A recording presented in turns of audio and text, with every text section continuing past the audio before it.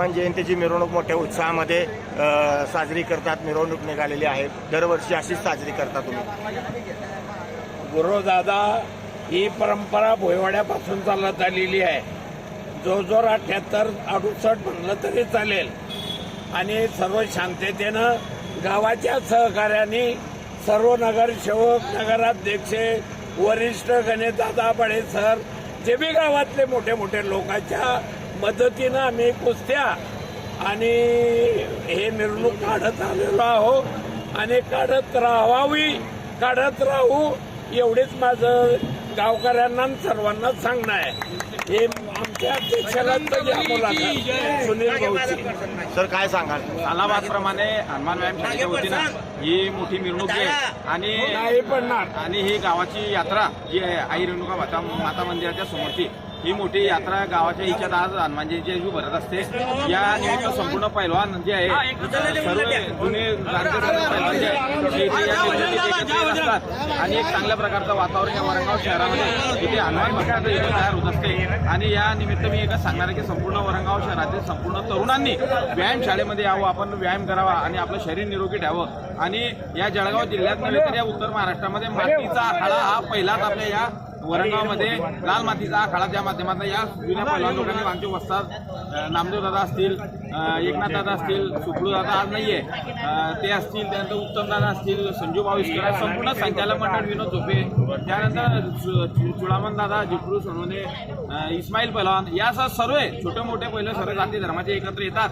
आणि हा जो एकोपा जो आहे तो या जळगाव जिल्ह्यात नव्हे तर या उत्तर महाराष्ट्रात हा आदर्श असणारा असा एकोपा आहे. त्यानिमित्त मी या हनुमान जयंतीनिमित्त संपूर्ण वरंगावकरांना मनापासून शुभेच्छा देतो. धन्यवाद. जय हिंद, जय महाराष्ट्र, जय वरंगाव.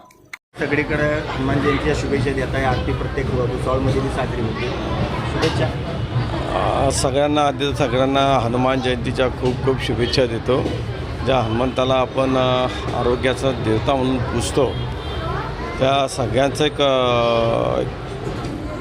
आपल्याला त्याच्यातनं एक खरं तर संकल्पना मिळते की आपण जर आरोग्याची काळजी घेतली, हनुमानाला आपण एक देव म्हणून पूजतो, परंतु एक आरोग्याची देवता म्हणून त्याला जर आपण जेव्हा पूजतो तेव्हा आपल्या आरोग्याची काळजी घेताना आपण जर रेग्युलर व्यायाम केला तर आपलं शरीर सुदृढ निरोगी राहतं आणि आपल्याला परमेश्वर हनुमंताने आरोग्याच्या एक संदेश तर दिलाच आहे, परंतु त्याबरोबर भक्तीचा मार्गही दाखवला आहे की श्रीरामाचे दूत म्हणून त्यांनी जे काही काम केलं त्याचाही एक त्यांनी वेगळा संदेश दिला आहे जगाला की एखाद्याचा श्रीरामाची भक्ती करून दूत म्हणून कसं राहावं याची त्यांनी संदेश दिलेला आहे.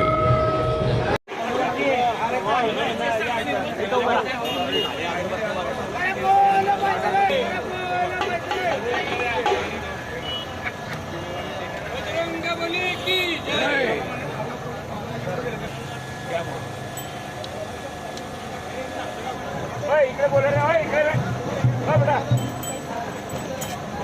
हे जाऊ दे तिकडे.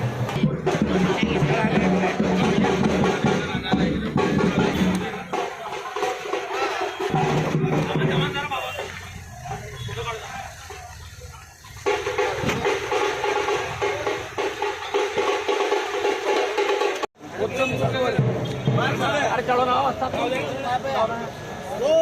बजरंगबली की जय.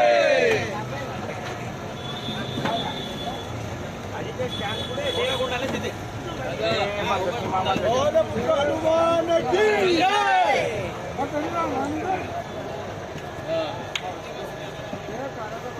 फक्त